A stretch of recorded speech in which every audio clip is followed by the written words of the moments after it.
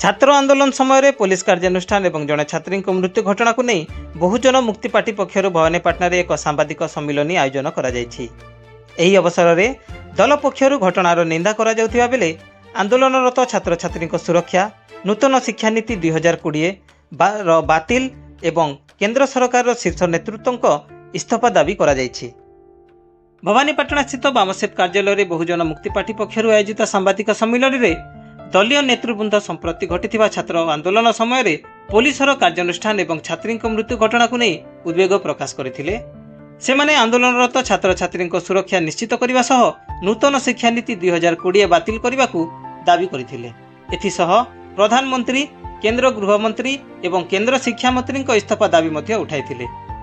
एही सम्मेलन में बहुजन मुक्ति पार्टी राज्य कार्यकारी सभापति doctor bishop Pallabh Kumar lima, राज्य सभापति गंगाधर जाल, भारत मुक्ति मोर्चार राज्य सभापति माधव सुनानी, बहुजन मुक्ति पार्टीर राज्य प्रभारी डमरुधर माझी, राज्य महासचिव महेंद्र धंगड़ा माझी एवं भारत मुक्ति मोर्चार राज्य कार्यकारी सभापति लव करुआ प्रमुख उपस्थित थिले। बहुजन मुक्ति पार्टी पक्षर उठा जायथिबा एही दाबी और अभियोग उपरे सरकारक प्रतिक्रिया कौन रही ताहा उपरे नजर रही। कलाहांडी भवानीपाटना कविराज दुर्गा रिपोर्ट। आपण माने काहे विरोध करूछंती यार विकल्प भाबे आपण दल केउ शिक्षा व्यवस्था प्रस्ताव दे आज्ञा जो देश रे 80% लोक आज राशन रे बंचुछंती सेही देश रे जदि नूतन शिक्षा नीति आसुची ताले ए शिक्षा नीतिर मूल उद्देश्य है व्यवसायीकरण पुणी दलित आदिवासी संख्यालघु एवं ओबीसी लोकों जो शिक्षार भित्तिभूमि आवश्यकता थिला नूतन शिक्षा नीति रे से देउना गतकाली गोटे सांबादिक सम्मेलन रे शिक्षा मंत्री कौन कहले जे गोटे मंत्री राष्ट्रपति पिला माने जो स्कूल रे पढ़िबे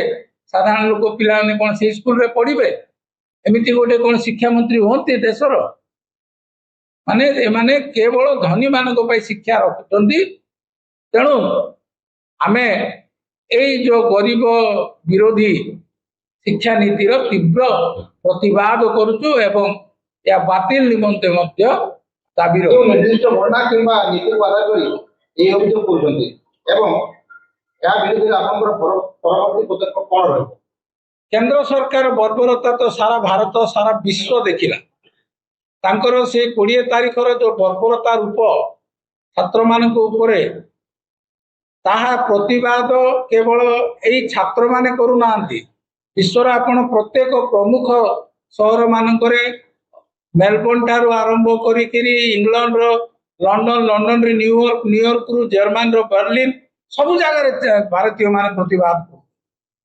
माने लोकों को एते कष्ट लगी बर्बरता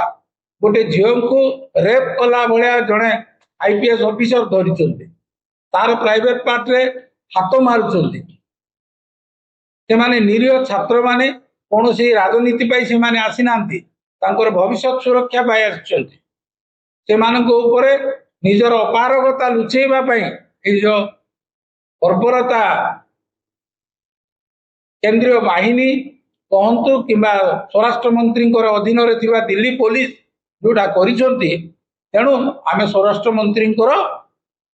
इस्तीफा दाबी करू। बहुजन मुक्ति पार्टी ओडिशा तरफ आज कलाहांडी जिलार जो प्रेस मीट बा सांबादिक सम्मेलन रखा जाइए सांबादिक सम्मेलन में उपस्थित समस्त सांबादिक बंधु मान नमस्कार। आपण माने हमर अनुरोध रक्षा करी जो सांबादिक सम्मेलन रखा तार मुख्य उद्देश्य होची आसंता 26/7/2026 रविवार दिन कलाहांडी जिलार जूनागढ़ ब्लॉक रो एनएसी टाउन हॉल रे हमर राज्य अधिवेशन होगा जाऊँगी। ये राज्य अधिवेशन रे हमर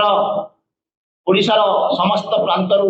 हमर कार्यकर्ता माने उपस्थित रहिबे। तत्संगे संगे विभिन्न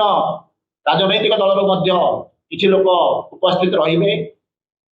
एई सामाजिक कार्यानुष्ठान हैला नाही परवर्ती समय संसद मार्च कले किंतु यह मध्य गणतांत्रिक भाव में करथिले ताको ऊपर अत्याचार करा जाउची। एही अत्याचार जते बेले हेउची एहा को देखि केन्द्र बीजेपी सरकार जेतेबेले चुप अछंती एवं आरएसएस रो गुंडा माने सेठारे जे अत्याचार करछंती एथिपाई आमे तीव्र निंदा करूछु। आमे प्रधानमंत्री को इस्तीफा दाबी करूछु, स्वराष्ट्र मंत्री को इस्तीफा दाबी करूछु एवं शिक्षा मंत्री को इस्तीफा दाबी करूछु। आमे छात्र मानकर संगरे अछु। ओडिशा माटी शांतिर माटी, ए माटी के नैतिकता अछि एवं ओडिशा रो जाइथिबा शिक्षा मंत्री नैतिकता रखी इस्तीफा दियंतु। जदि इस्तीफा देबे नाही ताहले जो बर्बरता चली ए बर्बरतार विरुद्ध रे आगामी दिन रे शिक्षा मंत्री बासभवन घेराव करा। भारत मुक्ति मोर्चा आपन को चेतावनी देउची, ए वार्ता देउची भारत सरकार को जे भारतीय विद्यार्थी मोर्चा यार ऑफशोर विंग्स एवं विद्यार्थी मानकर सुरक्षा पाए आगामी दिन रे आमे एक प्रतिवाद करबा को चाहूछु।